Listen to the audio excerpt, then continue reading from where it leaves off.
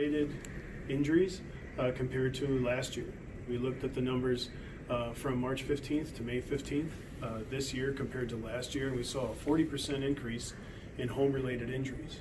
And all of those injuries were due to grease spills and hot water spills, which was somewhat surprising to us. So talk to me a little bit then about how you are handling this. I mean, with those kind of intense burn injuries, it's probably a great blessing to have all of the new burn unit there, the ICU, available for these kind of injuries, right? Right, it has made it easier for us to care for them. We have the better facilities has made our system better for us to care for those patients. But really the message we'd like to get out is how can we all be safer since we have spent more time at home over the last few months. What can we do to be safer with these types of injuries? And one of the messages we'd like to send is, making sure that our kitchens are safe.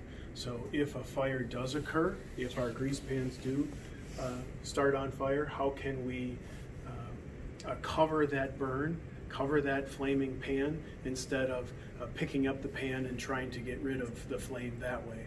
Or how do we minimize some of the commotion and distraction of having our children under our feet while we're cooking, so that we eliminate some of those spill scalds that occur? I would imagine these spill scalds are happening to the face, to the hands. The splatter could probably just go about anywhere, and so that's the real worry there, right? That is what happens. Is that these are all, of course, accidents, but these accidents are preventable, and that's what we'd like to get that message out. Absolutely, no doubt about it. 40% increase. We talk about some units in the hospital, some departments that are seeing decreases, vast decreases.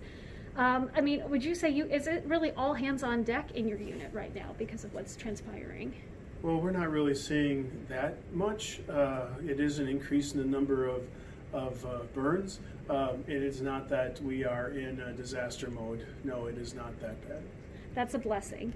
But it's still something that you've noticed that trend, and it's a worry for you. You're very worried, it sounds like, that this is going to be something as we continue to live our lives in a more safer at home type manner. We're going to be cooking more, and we're going to be opening ourselves up, I take it, for, potential burn risks. Right, and that's the message we'd like to get out to everyone.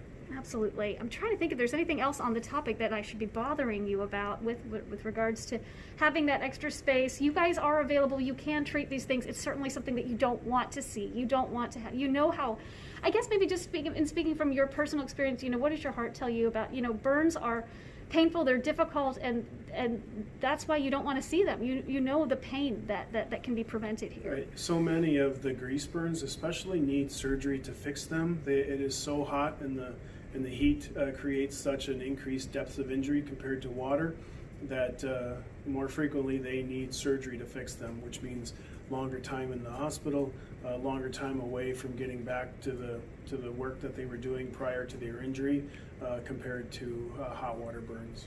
Are you surprised that the Wisconsin Professional Fire Association, they're seeing a 79% increase in house fires? Are you surprised at all by that number? No, I think some of those fires are a result of these, things together. The fires that occur in the kitchen, and sometimes a person is injured along with that, where the pan starts on fire, someone tries to put the fire out, and they get injured along with then destruction of their house along with it. And so we've got to do all we can to prevent. I probably have plenty with that. Emily, Dr. Fouché, anything that you can think of that I forgot to ask that you think would be important to illuminate and let people know about that I haven't talked about yet? I don't think so. Is there any other message that you wanted to? No, I think just, the message we really want to send is that how to be safe in your house, and putting that together, that sometimes it's not really worth the risk to injure oneself in trying to put out the fire. So learning those things, having a fire extinguisher in the home, learning to cover the pan instead of picking up the pan and moving it, to try to douse the flames, and when in doubt, just get out. Don't try to extinguish the flames if you can. And for one thing, never put water on a grease fire. That is the absolute wrong thing to do. And what I'm learning is no deep fat frying for me anytime soon. I'm going to leave that to the pros. So thank you so much. That's probably more than enough. Hopefully that was pretty painless.